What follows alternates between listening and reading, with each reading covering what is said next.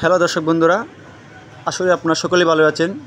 আজকে আমি হাজির হয়েছি একটি নতুন ভিডিও নিয়ে, যাতে আপনাদের নতুন ভিডিও এবং নতুন অভিজ্ঞতা হবে আপনাদের।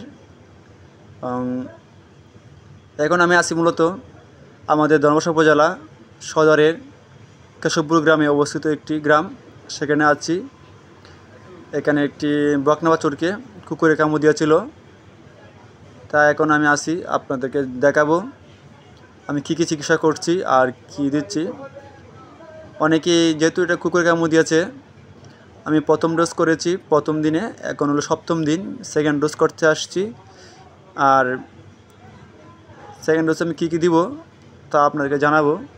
তা আমি প্রথমে দিচ্ছি অ্যান্টিহিস্টামিন গ্রুপের যে কোনো ইঞ্জেকশন দিলে হবে, অ্যালাবেট দিচ্ছি আমি।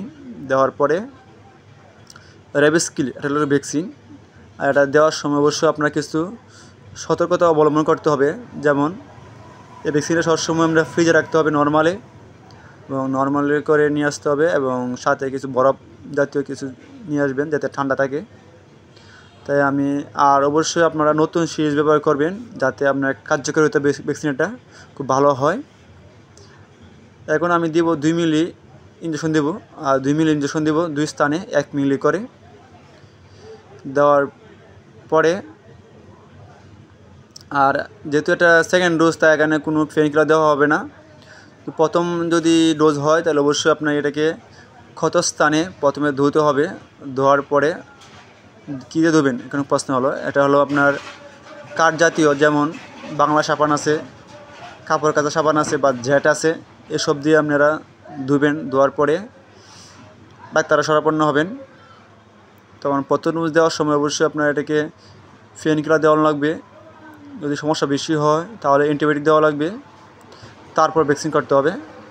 আর আপনারা অবশ্যই আতঙ্কিত হবেন না। অনেকেই আমরা যারা গ্রামের মানুষ আছে, অনেকেই এটা কবিরাজি খাওয়ায়, বিভিন্ন ওষুধ খাওয়ায়, যার ফলে বিভিন্ন সমস্যা হতে পারে। আপনারা নিঃসন্দেহে ভ্যাকসিন করবেন। আপনার খামারে যদি গাভী গর্ভাবস্থা থাকে সমস্যা নাই, এটাকে ভ্যাকসিন করা যায়। তো ধন্যবাদ সবাইকে। আজকে ভিডিওটি এই পর্যন্তই, এবং ভিডিওটি ভালো লাগলে অবশ্যই আপনারা লাইক কমেন্ট করবেন, এবং নতুন ভিউয়ার্স হলে অবশ্যই আপনারা আমার পেজটি ফলো দিয়ে যাবেন। ধন্যবাদ সবাইকে। আর যারা ভিডিওটি আমার ইউটিউব চ্যানেলে দেখছেন, নতুন ভিউয়ার্স হলে আমার ইউটিউব চ্যানেলটি সাবস্ক্রাইব করবেন। ওকে, ধন্যবাদ সবাইকে, ভালো থাকুন।